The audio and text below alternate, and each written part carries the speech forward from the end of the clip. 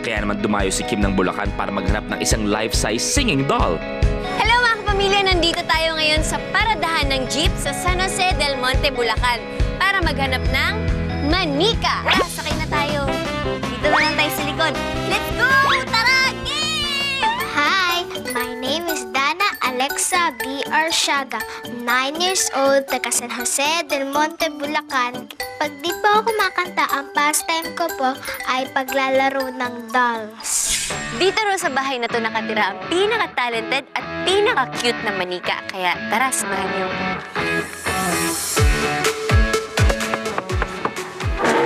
Hi, Dana! Hello po! Hi! Kumusta ka na? Okay po. Mukha kang ang manika talaga. Wow! Grabe, para akong nasa toy store.